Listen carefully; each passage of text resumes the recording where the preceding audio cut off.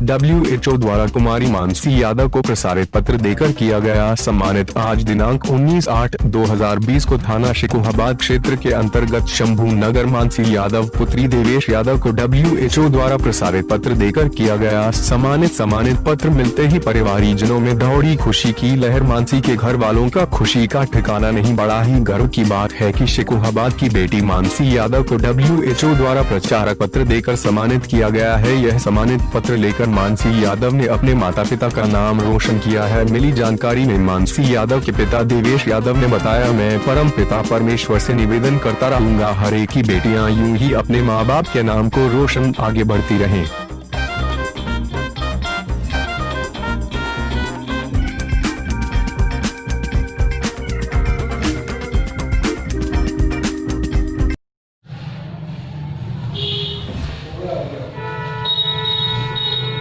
वो दरवाजा बंद कर दो, बहुत आवाज आ रही है हॉर्न की।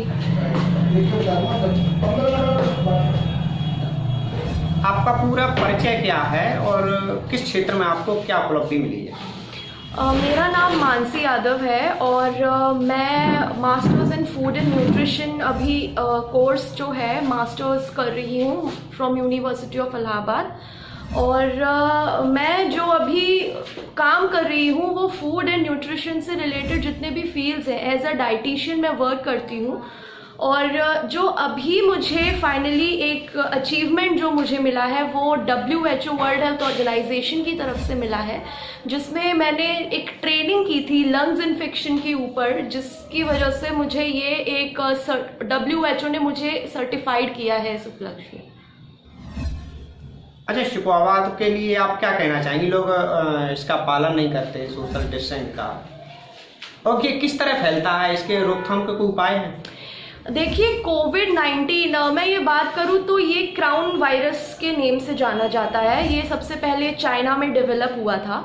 और जो रही बात आपकी फैलता कैसे है, तो सबसे पहले मैं आप जितने भी शिकोहाबाद में नहीं पूरे विश्व में ही फैल रहा है। तो मैं लोगों की जानकारी के लिए बताना चाहूँगी, कोरोना वायरस ही नहीं, चाहे कोई भी नया वायरस आ जाए, चाहे कोई पुराना वायरस आ जाए, वो सब जो होते हैं वो कम्युनिकेबल होते हैं। अगर एक इंसान को है तो दूसरे इंसान में भी लक्षण और दूसरे इंसान को भी उस वायरस से बीमारी होने के सारे चांसेस हैं। लेकिन अभी क्या बात है, हमारे पास ये वायरस नया है और दूसरी बात ये कि हमारे पास इसका इलाज नहीं है।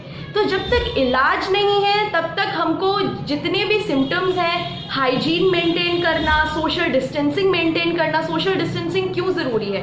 इसीलिए ज़रूरी है, क्यों बोलते हैं, क्यों सरकार, क्यों WHO, क्यों जितने भी बड़े ऑर्गेनाइजेशंस हैं वो हमें क्यों गाइडलाइंस दे रहे हैं कि हमें सोशल डिस्टेंसिंग मेंटेन करनी है। देखिए, वायरस क्या होता है ना, वायरस का काम होता है कम्युनिकेबल डिसीजेस को बढ़ावा देना।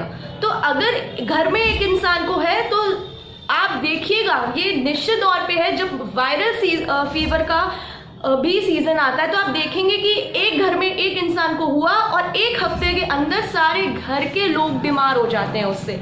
लेकिन होता क्या है, हमारे पास कुछ वायरसेस का इलाज है, लेकिन ये नया वायरस है, थोड़ा सा स्ट्रॉन्ग है, तो इसकी अभी दुनिया भर में दवाइयाँ और वैक्सीन्स बन रही हैं और मैं उम्मीद करती हूँ जल्द से जल्द बने और हम सब एक सुरक्षित मोड़ पे हम लोग जाके खड़े हों। लेकिन तब तक हमें ध्यान रखना होगा हमारे हाइजीन मेंटेनेंस का, हमारे सोशल डिस्टेंसिंग का, और हाँ, हमें वायरस बीमार नहीं कर रहा है और हमें वायरस मार नहीं रहा है, हमें मार रही है तो हमारी कमज़ोर और वीक इम्यूनिटी, जिसको हमें स्ट्रॉन्ग करने की बहुत ज़रूरत है।